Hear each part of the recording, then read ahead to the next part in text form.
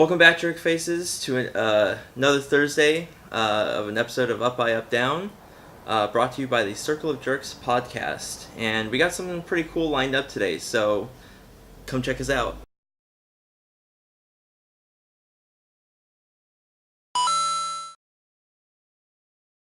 So as I mentioned, we're going to be doing something a little bit special for this playthrough that we're going to be doing, and we're going to be doing a playthrough of Super Mario Bros. 3.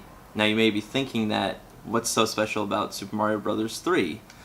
We all know about it. It's one of the greatest Mario games of all time, one of the greatest games of all time, and definitely in my personal favorite games that I've played.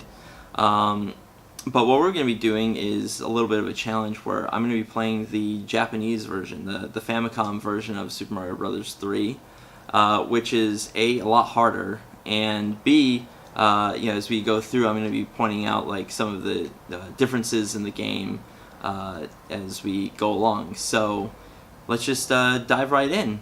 Let's go! Alright, so as I said, we're playing the Japanese version of Super Mario 3. Which is a little bit more difficult. And I'm going into this version a little bit cold. I haven't really done a whole lot of work on the Japanese version. I've played the crap out of the American version, so let's check it out and see what's different.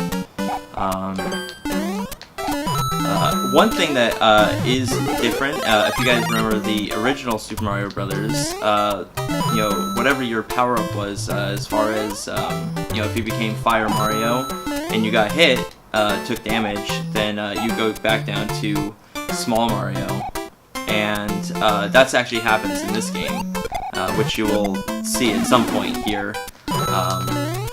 So you go from whatever power-up you have down to regular, or Small Mario.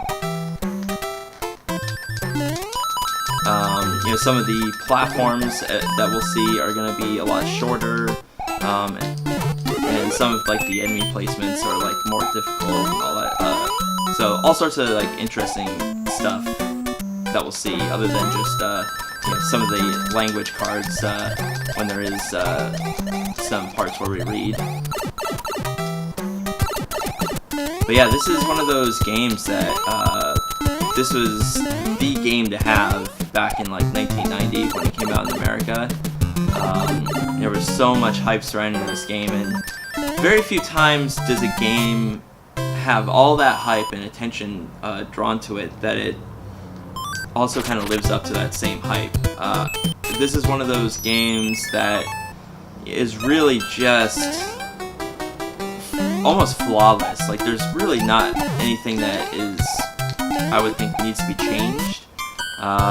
Everything about it to me has always been kind of perfect. The music is awesome, the gameplay is nice and smooth, and while it is a difficult game at times, it's also very simple. Like, anyone can pick this up and like kind of figure it out.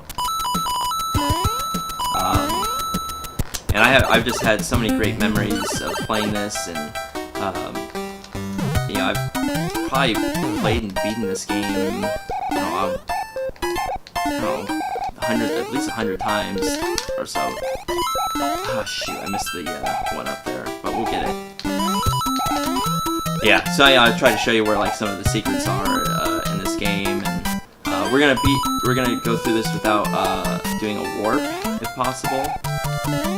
Okay, let's see what we can do here.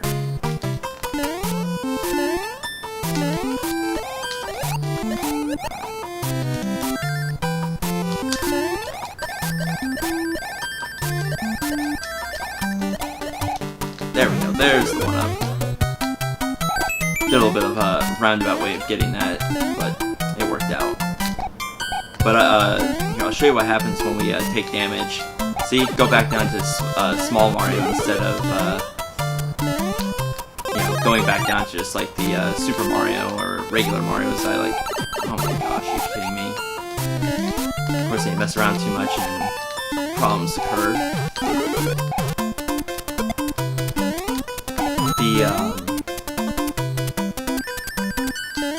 But yeah, this is just one of those games that just is, nothing wrong with it, which is great.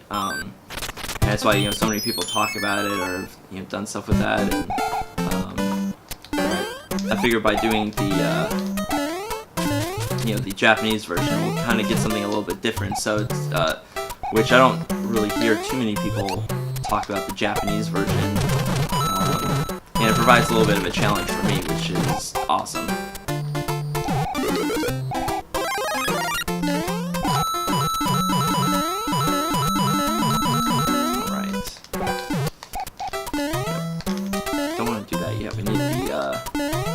Raccoon tail, because there's one up in there that we want to get.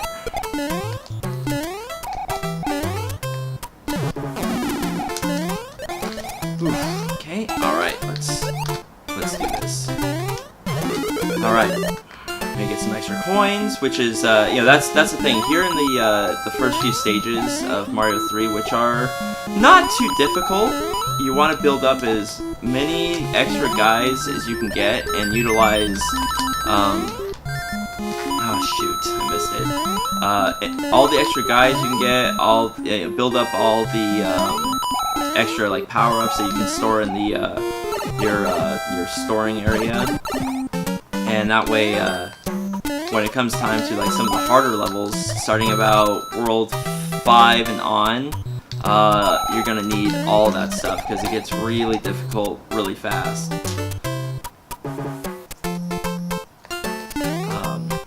But it's so that's kind of like the main goal, like for these first few stages, and I'll show you kind of like where the whistle power-ups are and some of the secrets are, and give you an idea for those who maybe have never played the game before. Our first mushroom house. This is talking about how we were gonna build up that storehouse of power-ups that we'll need later in the game. And mushroom, right? It's not terribly helpful. Oh, here's this level here, level 4. We're gonna see where one of those differences in the Japanese version come through. Now in the see these platforms? They're much shorter than they are in the American version, which makes the platforming just a tad bit harder. Alright, let me see if I can get the one up here, which is nope. And I died trying to get it. Great. Alright. Now, World 4 is also one that you can skip, but we're not going to skip any levels if we can help it. We're definitely not going to warp, but we are going to do our best not to skip levels. But yeah, this is going to be a little bit more difficult without being Raccoon Mario. At least I think that's what the power-up is called. And there's a couple different power-ups that allow you to fly. There's the Raccoon Tail, which comes from a maple leaf for some reason. And then you have the Tanuki suit, which everyone kind of likes and has come back in recent Mario games. You have your the Fire Mario, which he looks like he's glowing like red with fire, which I always thought was kind of interesting color choice for the character. Yeah, the Fire Mario was kind of the color choice for Fire Mario. I thought was interesting for this game. And there's also Frog Mario, which helps you swim and is useless kind of outside of any water levels. And the more rare, the Hammer Suit Mario, which you pretty much become a Hammer Brother, which is was the bane of my existence in the original Super Mario Brothers. The other thing that's cool about this game, you get like these little like side games. This is the spade game, and it's just kind of you're trying to match up these stars or mushrooms or whatever to get potential extra lives, and we messed it up, so we don't get anything. Alright, this castle coming up, oh shoot, and I don't have, and I'm small, so I want to actually, unfortunately, use this mushroom to get the second whistle, so we're going to do that. Because unlike the American version, oh, there is a,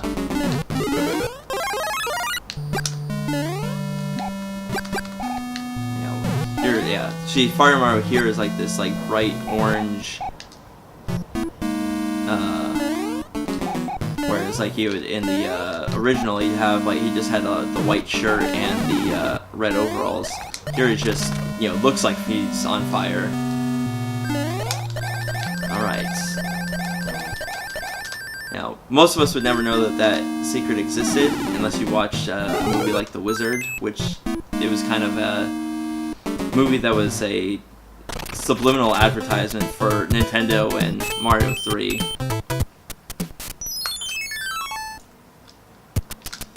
Alright. Slide. That is the other cool part about this game. You can slide down those hills and just kill enemies that way. I always thought that was kind of fun.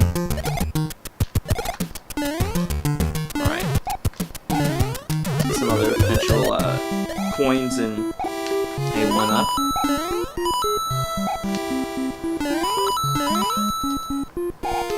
Yeah, there's a few of these in the original one as well, where you go take the vine up and there'd be like a series of coins over a cloud that you would walk on. Mario 3 kind of added on to that a little bit.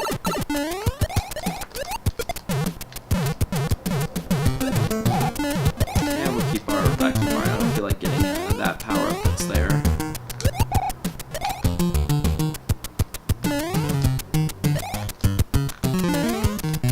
Alright.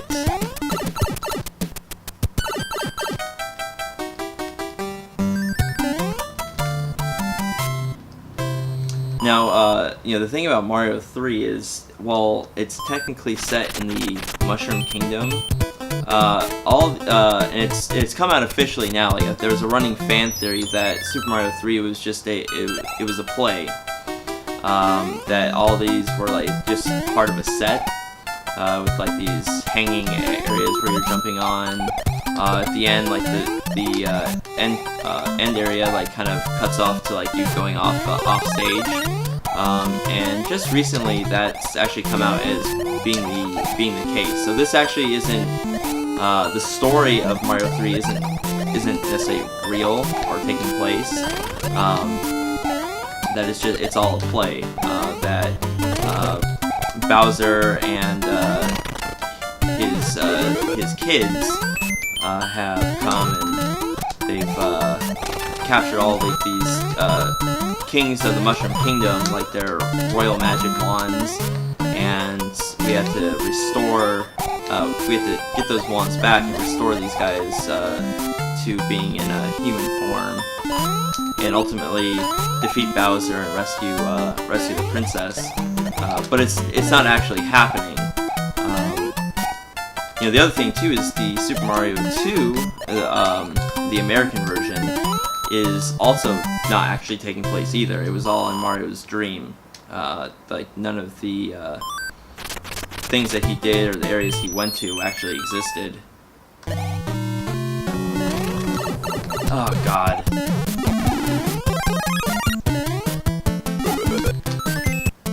I got a star out of it. Cool. Yeah, all the Hammer Brothers, they give you like little items that you can take away at the end. Oh, and the second game in the Mario 3 comes up, and it's the card, the spade, or I don't know what they would call it actually. It's like, but it's a card flipping game, and it's kind of you have to flip two cards and like try to match them up. And every time you get 80,000 points in the game, this game comes up. So let's go ahead and try this out. And I'm always terrible at this game. Let's see. Nope.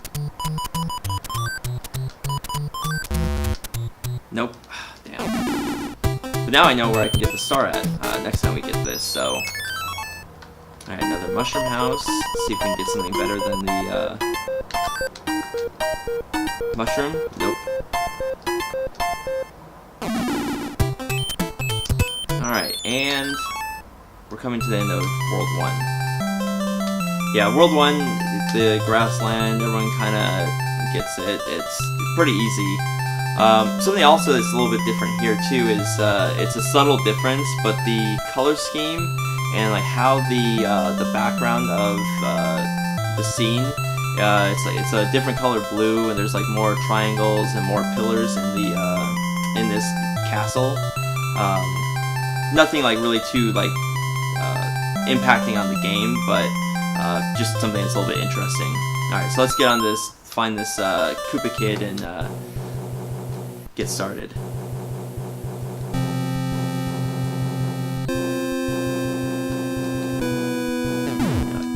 We're on this airship, but something I find kind of interesting is there's this seems to be a fascination in gaming and like airships, like but like not like necessarily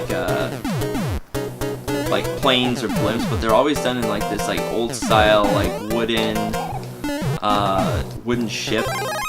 I always thought that was kind of interesting.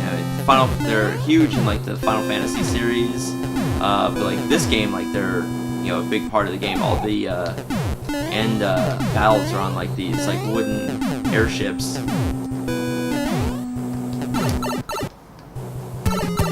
Alright. I think this is what, Lemmy Koopa? I think this is,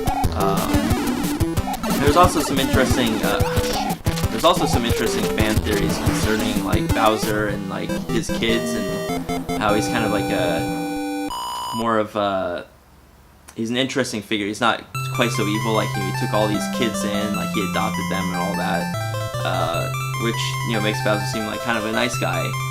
But yeah, there's some channels out there that talk about that on YouTube, which are kind of fun to check out. But we did it. World 1 is over. And now we're on to the next world. And after completing every world, Princess gives us a letter, which gives us an item that we can use later in the game, if necessary. And this world we'll also find the third and final whistle that's available in the game. I don't know why there's 3, but hey, why not? And what was cool about this is, unlike the original Mario game, and even like the Mario 2, whatever, either the Japanese version, the Lost Levels, or the American version of Super Mario 2, is how distinct each land really is.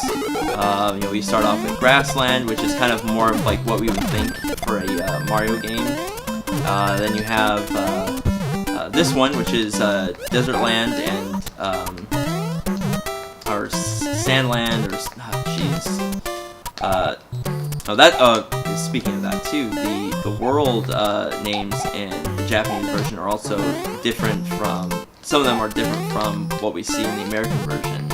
I think like there we go. That's what I was trying to get. I think there's like the water world is different. So lots of like little differences, but all the lands are very unique. They're designed differently. They have like different style enemies, which is just kind of fun that they made everything like look different and colorful and fun. And I think this is why this game is so popular and really changed the landscape of Mario games. This is, well, the first one was kind of like revolutionary and really brought Nintendo back on the map.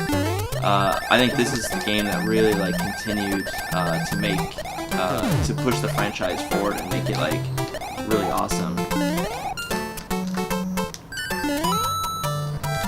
Ah, shoot.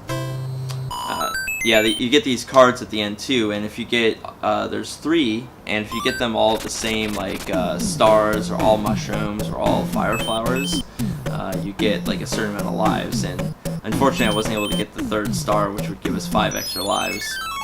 But let's see if we can get one here.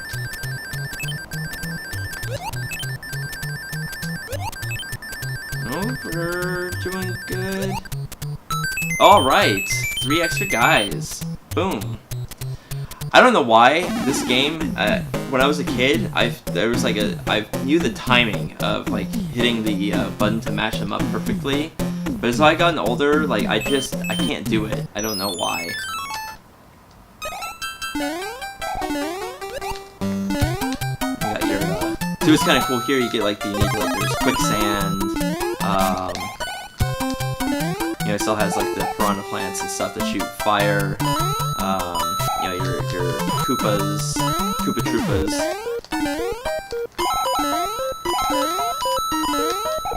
But there's still, you know, like there's gonna be other like small differences as we in enemies as we go through the game. And I don't know why, but these levels seem a little bit shorter in this version for some reason. It's probably just in my head. Or it's just I've played this game so much that this part of the game is just not that hard, and it doesn't seem like it's taking quite as long. But yeah, this is the first time you see like these I don't know, I guess it's zombie Koopas or mummy Koopas or whatever. I forget what the actual name is for them. You know, the Boo brothers are in this one. Which the story behind the Boo brothers were, I think it was one of the artists or designers was kind of a dig at his wife, who would always like nag him or get upset, like where you'd look at him and it's like, oh, I'm so shy, but then like you turn away and they get this like crazy face on them and they come and attack you, and that's kind of like what he's kind of making fun of his wife when he designed those characters. At least that's the story I heard.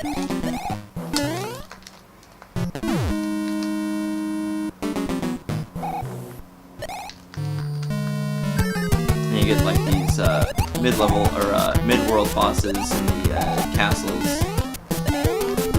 Gotta jump on them 3 times and get that question ball. Similar to like your Castlevania games, you have to get that red orb or whatever after the end of each boss battle. Alright, well that unlocked another mushroom house, so let's go see what we can get. Come on, raccoon leaf. Yeah! I think that's probably my favorite power-up in this game. A, because it's super common and it's really, really helpful. Kind of being able to float places and makes the platforming just a little bit easier in the game. Alright, level 3. These flame guys are relentless. Alright, there we go, got it. Now I think there is, let's see if we can, I think there's a secret up here that we can fly to. I could be wrong about that.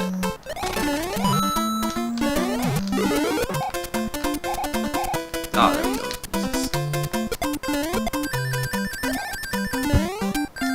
Ooh, that was close. Whew.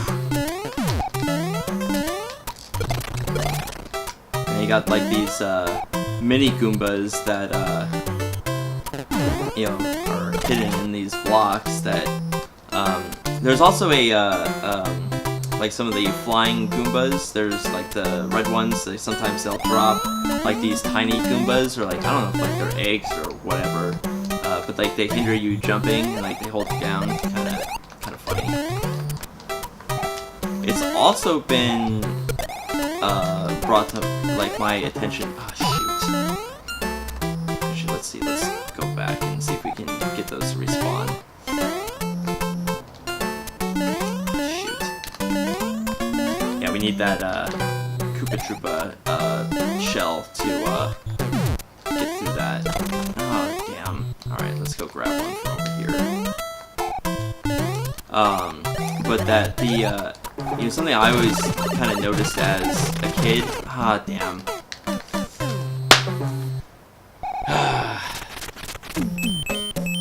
Well, something I always noticed as a kid is how like each Mario game, the Goombas kind of look different from one another, and it's possible that that there are like different like variations or species of Goomba in the Mario universe. Because you know, here like they look like the original game, they're very like brown, like this dark brown. They have like a certain face on them. In this game, Like they're kind of more of like a bright yellow, with like dark brown shoes, and I am not doing good here.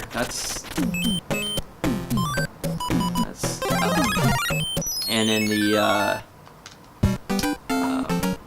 what was it, Super Mario World, they to be honest, I actually thought that they were like apples, and there were just some anthropomorphic apples, but they are actually Goombas, and so it's just they look different. So it's possible that there are different variations or species of Goomba, if you will, which is kind of an interesting thought. Oh yes, I think there was some sort of secret here.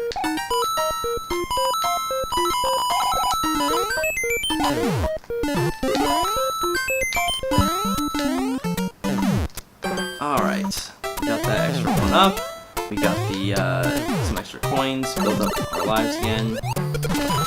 And let's just kill these guys off and go in and finish this level here. Because we're starting to get close on the time that we have for the episode. So we'll just go ahead and finish it up. Alright, we got another star. We're on our way.